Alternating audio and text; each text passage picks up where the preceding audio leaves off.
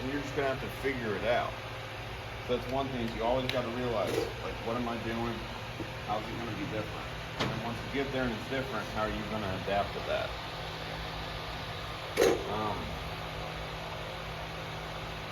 I'll show you all some pictures of what we do on the bridge. Real simple stuff. Once they get those girders set, or big ass beams that run next to each other in parallel, we tie off the rat lines with their safety cables, and then we run out angle iron, and then we weld the angle iron onto the sides of the girders, just like this. And then we come by with deck cams and drop them in these grooves. Y'all can see what I'm talking about. You see all the girders and all the spacing between it? You can't walk in between them. And that's what my company does. We weld the angle iron onto the sides of them. Angle iron right there, we'll bring it over the side of the girder at a set elevation, and then weld it in place.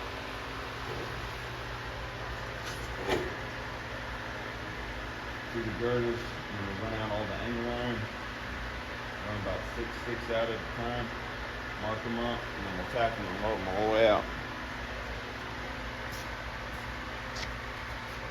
Girders, all the space in between, we run out that angle iron, tack it on the sides, and then we come back with these deck pins that fit in between the grooves. That's real simple stuff. That's what it looks like with the deck stand there. And now you can walk across it, right? But you gotta get so far out there before you can start running the deck pins.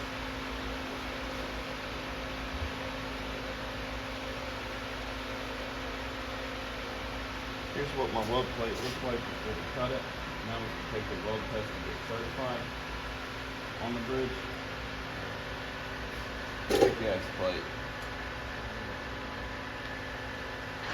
That was after you cut it, and you can see it's thick. It's like that thick. So do you feel like that the test that they have you to take for the bridge, that D1.5, do you think that, in your personal opinion, it's a little overkill for what you'll be doing once you actually get on the bridge? Absolutely. I wanted to tell them that so they can see and be honest with them. When we're taking that 3G test, can y'all guess at how many times I've welded something in that 3G position on the bridge? Yeah, never. What I do is I'm welding by my feet all day. It's production welding. You gotta be fast as fuck with it, boy, you know? Like, you just go, but it's in the same position and it's flat all day. That's what I do. Most of the welding on bridges, even the other stuff I've done with the different companies on bridges, is all flat. I'd be under the girders where they make contact with columns. I'd be welding metal on the metal, but it'd be in a flat position. So on bridges, you're not doing some crazy stuff where you're welding overhead and then you're welding something over here. There's a lot of fancy trusses and all that, but that's not, as a welder, you're not touching all that, you know? They have bolts for all that stuff. So just so y'all will know that when y'all taking these tests, when I was telling you when you take the test, because you're going to have to do them all the time, I say, but 9 times out of 10, that test is going to be way more complicated than what you actually be doing when you get the job. You be like, man, they had me test for this. I ain't did nothing no close to this. But that's how they get their money, though. So they can be able to say, we got 10 certified welders, and so they can charge the companies X amount of dollars. All of y'all doing is flat, easy welds, because they're gonna have to do all the most of the complicated stuff gonna be done before it gets out there. That's how they do it now. They do it in the shop and ship the beams out there, ship the, you know what I'm saying, they ship all the metal, and it's already pretty much done, and all you gotta do is the basic stuff in the field. So they trying to keep it simple, but they still gonna test you, you know what I mean, like you gonna be doing the hard stuff, and you ain't even gonna be doing nothing hard. Right. Now every now and then you might have something. Every blue moon, you know, you might see a blue moon. But that's about it. That's about it. You gonna presently do simple stuff, but they gonna over test you. But you get the money though. So what you start off, like normally construction, they'll start people out at about doing what he's doing on regular construction, probably $18. 19, maybe 20 on regular construction, but by him doing bridge construction, he started out making what did you start out with? 28. Through the door. Fresh out of school. Right. Took the test, 28. So it ain't like it can't be done now. You know what I'm saying? That's why I want you to know that it ain't like it can't be done. So you don't have to go, you know, think that you got to go through this long procedure to get this money. It's all about the skill set. You know, I'll tell y'all all the time, don't worry about that paper. Get the skills. Get it down. Let me show you how to do it. Because that's what's going to change the game. Being able to do it. Have any of you guys worked in construction?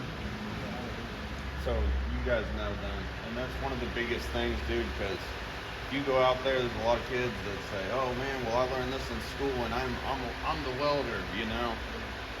Construction man don't want to hear that, you know.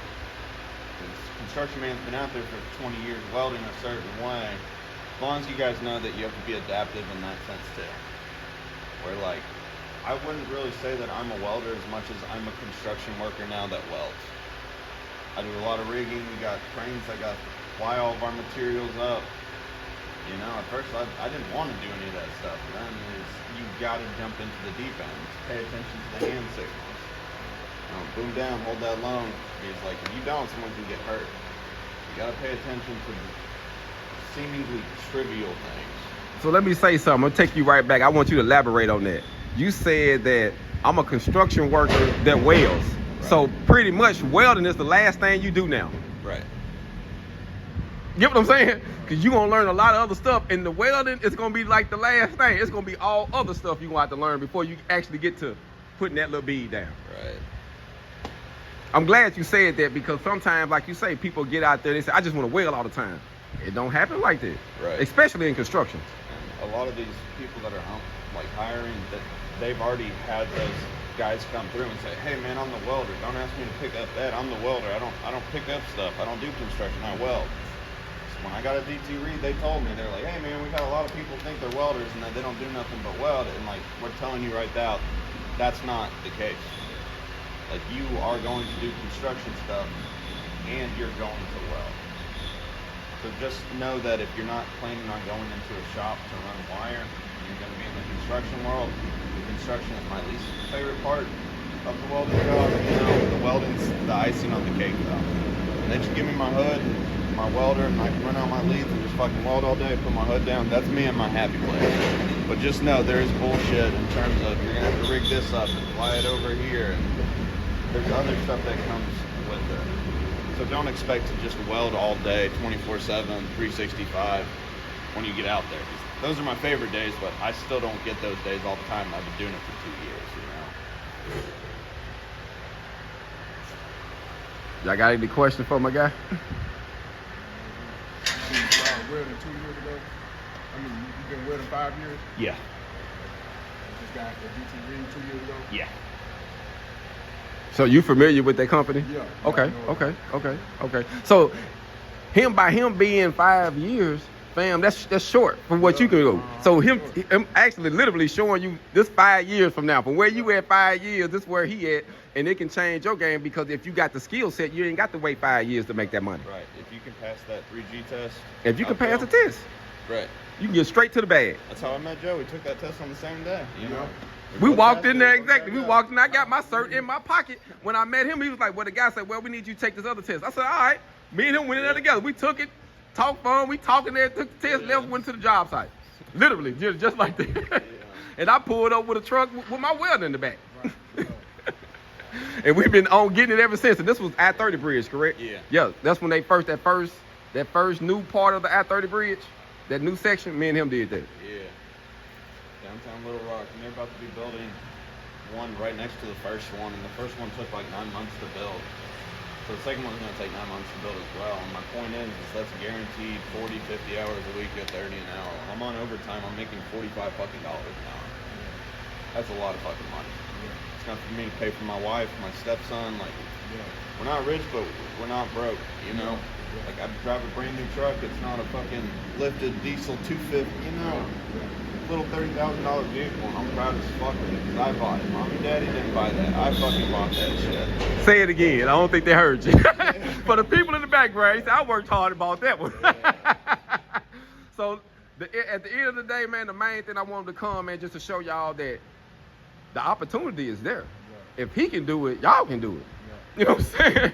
And like I say, my guy, he went in, he just said, man, I just want to stick weld. And he just learned that one thing. And he was telling me the other day, then you tell me you had to do a test and you had to do some wire. And you was like, man, I didn't know if this flux core or regular MIG. I didn't know because all I do is stick. So you just specialize in one, then like, you fuck with all of them.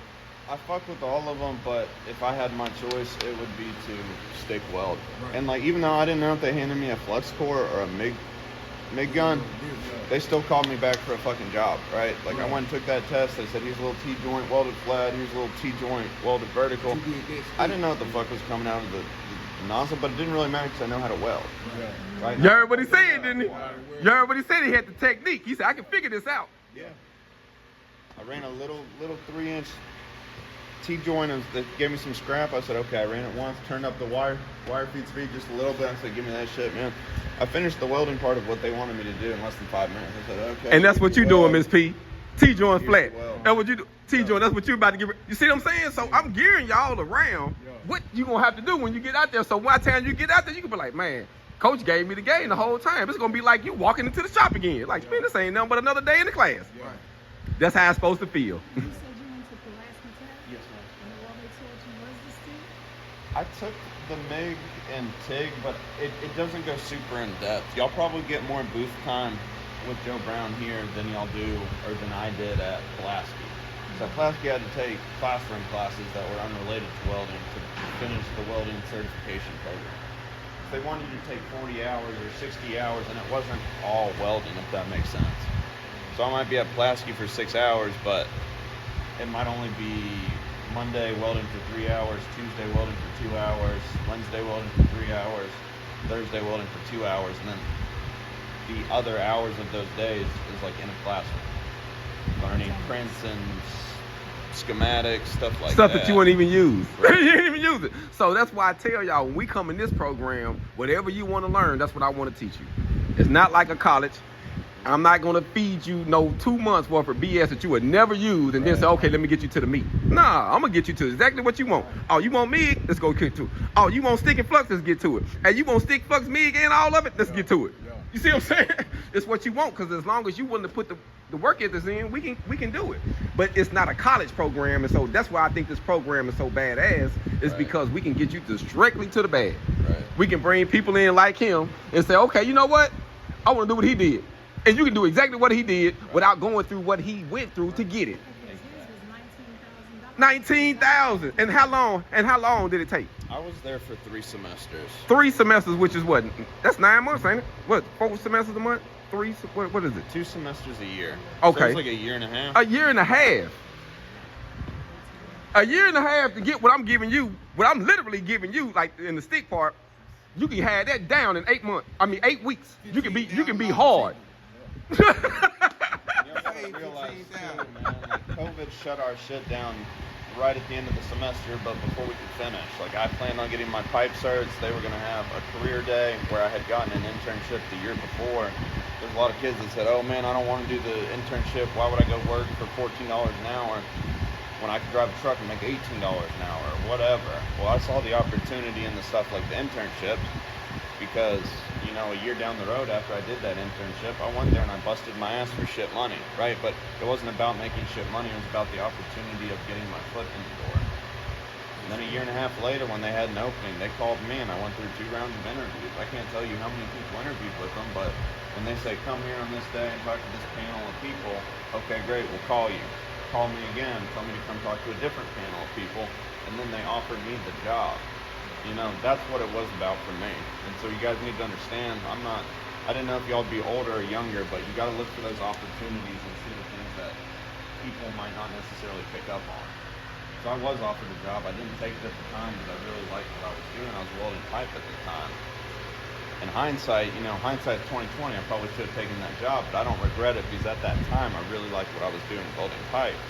When Centerpoint offered me that job, I didn't take it, but it was still $25 an hour, working up to about maybe 80 a year, because even as an intern, if you work 10 hours on Monday, you enter it in the computer as 8 hours of regular time and 2 hours of overtime. Regardless if you do shit for the rest of the week, if you work more than 8 hours in one day, you're on overtime.